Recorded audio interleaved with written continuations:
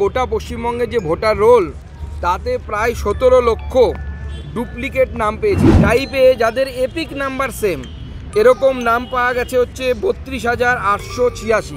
এটা তো কোইন্সিডেন্ট হতে পারে না যে ভোটার লিস্টে 16 লাখ লোক এমন থাকবে যাদের বাবা মার নামও এক, নিজের নামও এক, আবার ঠিকানা এক, আবার এজও এক, এপিক নাম্বার শুধু আলাদা। 14-15 বছর বয়সী বাচ্চাদের তাদের নামও তুলে দেওয়া হচ্ছে ভোটার লিস্টে। আজকে আমাদের 3 সদস্যীয় দল ইলেকশন কমিশন অর্থাৎ ভারতবর্ষের নির্বাচন কমিশনের সাথে আমরা আমাদের রিপ্রেজেন্টেশন তাদের সামনে দিয়েছি।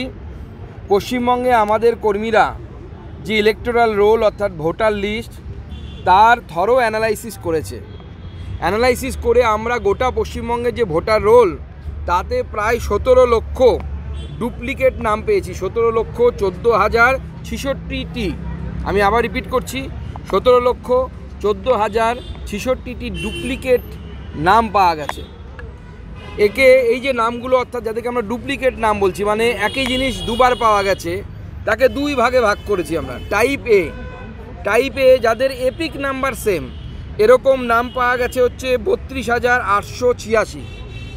অর্থাৎ 32,000 নাম, 886 নাম, মানে প্রায় 33,000 নাম আমাদের ভোটার লিস্টে আছে, যাদের নাম 2 জায়গায় আছে ভোটার লিস্টে, যাদের এপিক নাম্বার 1।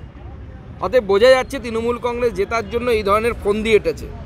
পরবর্তী সময় নির্বাচন কমিশন যখন সিদ্ধান্ত নেয় যে একই বিধানসভার মধ্যে একই এপিক নাম্বার, একই ফটোওয়ালা ব্যক্তি যদি একাধিক থাকে তাহলে সেই নামগুলোকে বাদ দিয়ে দেওয়া হবে। তারপরের সংখ্যা বলছি কিন্তু এটা, অর্থাৎ একটি অ্যাসেম্বলির বাইরে অন্য অ্যাসেম্বলিতেও নাম রেখেছে। যেহেতু পশ্চিমবঙ্গে আপনারা জানেন যে একাধিক দফায় ভোট হয়, অতএব একটি অ্যাসেম্বলিতে ভোট দিয়ে যেন অন্য দফায় ভোট দিতে পারে।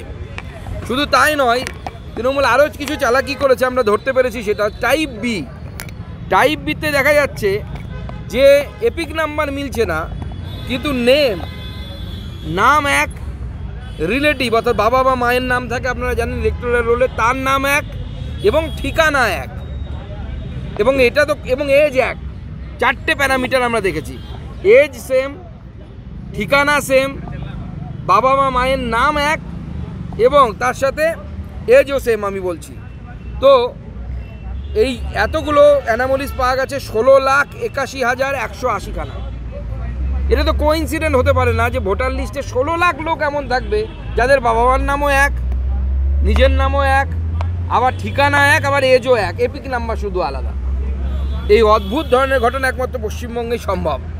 এছাড়াও আমরা নির্বাচন কমিশনকে জানিয়েছি যে পশ্চিমবঙ্গে বিশেষ কিছু এলাকায়, সেই এলাকাগুলোতে যারা 18 বছর হয়নি, 14-15 বছর বয়সী বাচ্চাদের তাদের নামও তুলে দেওয়া হচ্ছে ভোটার লিস্ট। এটা আমরা মৌখিকভাবে জানিয়েছি। আপনারা জানেন যে ডেড ভোটার যদি হয় তাদের জন্য নিয়ম হচ্ছে যে আপনি যদি তার নাম কাটাতে চান তাহলে আপনাকে ডেথ সার্টিফিকেট দিতে হবে। এবার একজন কোনো পলিটিক্যাল ওয়ার্কারের পক্ষে এটা সম্ভব নয় যে কোনো একটি বাড়ি থেকে ডেথ সার্টিফিকেট চেয়ে নিয়ে এসে সেটা দেওয়া। সেটাও আমরা নির্বাচন কমিশনকে জানিয়েছি। শুধু এই নয়, আমাদের পশ্চিমবঙ্গে আমাদের প্রতিনিধি দল গিয়ে 12 তারিখে এই সমস্ত বিষয় নির্বাচন কমিশনকে জানিয়েছে। আমরা নির্বাচন কমিশনকে এও জানিয়েছি, আমাদের প্রতিনিধি দলে আমাদের রাজ্যের ইনচার্জ সহপ্রভারী এবং আমাদের আইটি ইনচার্জ শ্রী অমিত মালব্য মহাশয়, উনি আমাদের সাথে ছিলেন। আমাদের ওম পাঠকজি প্রাক্তন আইএস অফিসার, তিনি আমাদের সাথে ছিলেন, যিনি আমাদের দলের হয়ে পুরো বিষয়টি দেখাশোনা করেন। এবং পুরো বিষয়টি আমরা নির্বাচন কমিশনকে বুঝিয়েছি যে পশ্চিমবঙ্গে যদি সত্যিই ফ্রি অ্যান্ড ফেয়ার ইলেকশন করতে হয় তাহলে পরে পশ্চিমবঙ্গের ইলেকটোরাল রোলের কারেকশন করতে হবে। এবং প্রায় 1 বছরেরও কিছুটা বেশি সময় এই মুহূর্তে নির্বাচন কমিশনের কাছে আছে।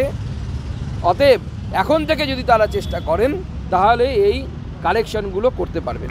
নির্বাচন ফ্রি অ্যান্ড ফেয়ার এবং নির্বাচন ঠিকভাবে হওয়া উচিত।